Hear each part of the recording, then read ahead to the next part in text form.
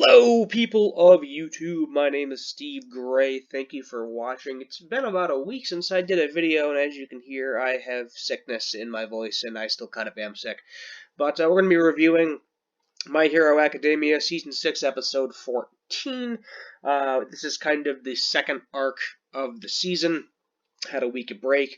Not a whole lot going on this episode. It's kind of a recap episode slash setup for what's going to happen for the rest of the season. Don't Toy With Me, Miss Nagatoro is going to be out tomorrow, so I'll probably be doing a video on that. And then maybe I'll figure out something else too. So you'll, at the very least, there'll be at least 2 videos going on a week for the next several weeks. So we just kind of, as I said, we start out with Re-Destro here. This is kind of the beginning, like right before the actual battle took place, like leading up to the battle.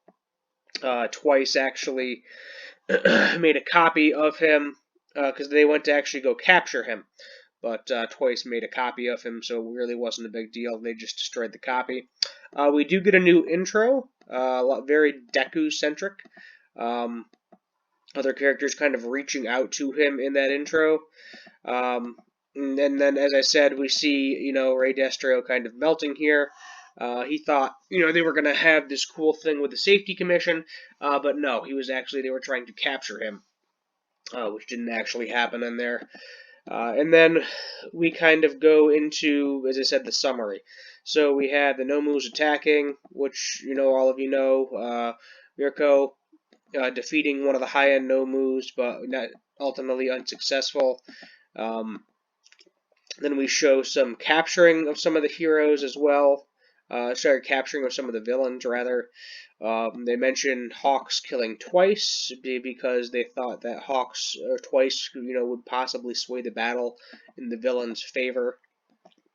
They talk about, getting Giga knocked down with anesthesia.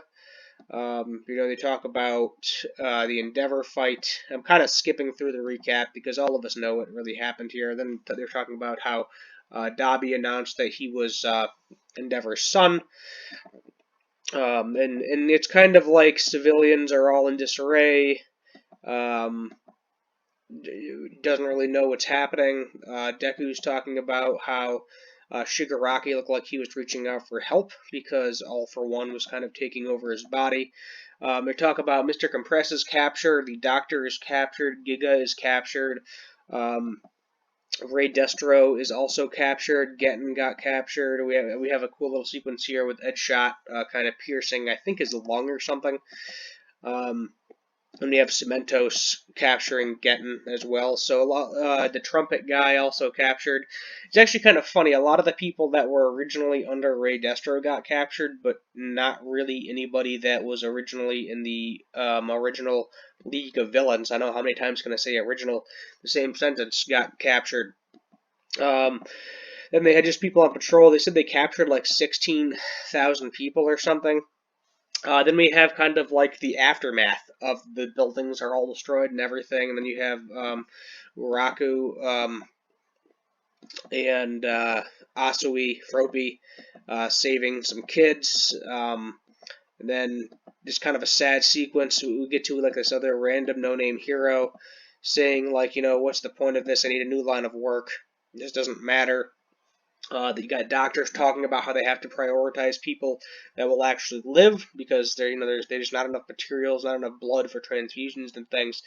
So a lot of these civilians are dying because they don't have enough doctors, enough medical supplies for the sheer volume.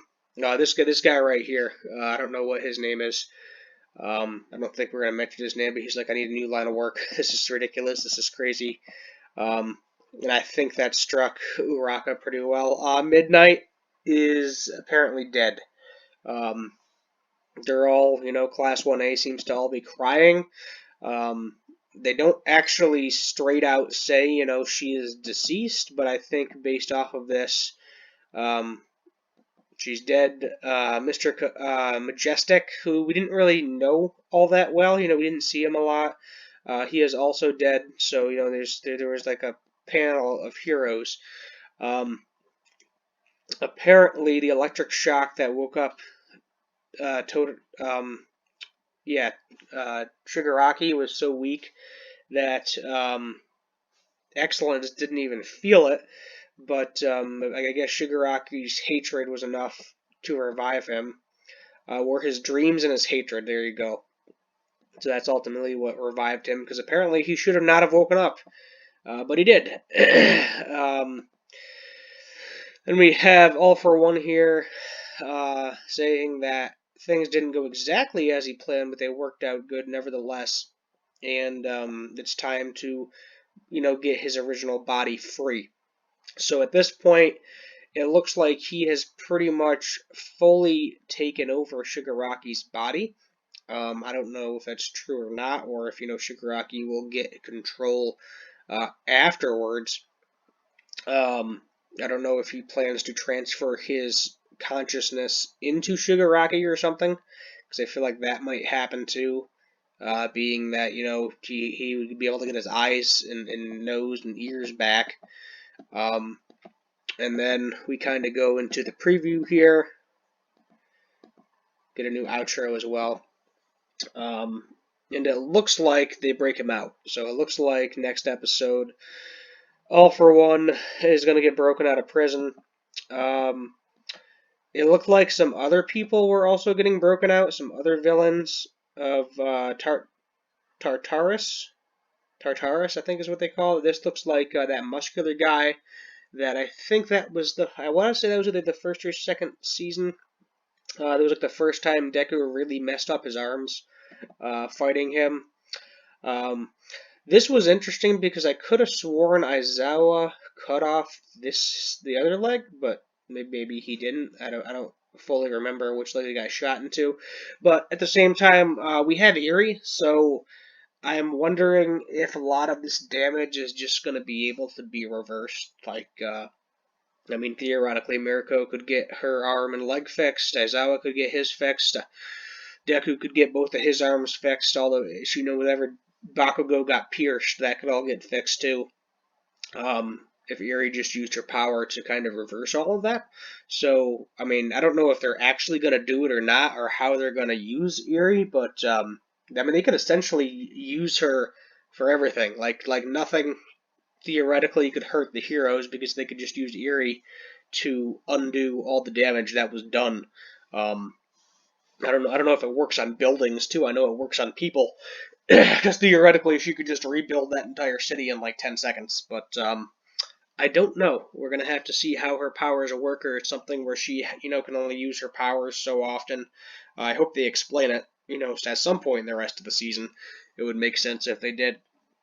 Aizawa's eyes patched up again. Maybe he lost one of his eyes. I really don't know what the damage is. I'm probably going to get a little bit more of that next episode. But not really a whole lot going on this episode, in all honesty. To me, it was just kind of like a general, okay, here's the recap of what happened the last, 13 episodes. Here's the setup for the future. Kind of just like that. It's like a middle of the road episode, kind of the falling action to a certain extent. Waiting to see what's going to happen with the rest of the season. Next episode, probably going to be more action-packed. Looks like All For One's going to break out of prison based on the previews. Probably some other villains. We'll see Overhaul again. We'll see Muscular again. Maybe Moonfish. He was one of my favorite villains, that crazy dude with all the metal spikes coming out of his teeth. I feel like a lot of these people are going to be not captured anymore, and kind of the League is going to start rebuilding, the heroes are going to start rebuilding, and they're going to get ready for the next battle, something along those lines. But yeah, there you have it. Giving this episode a 6 out of 10, because honestly it wasn't all that eventful.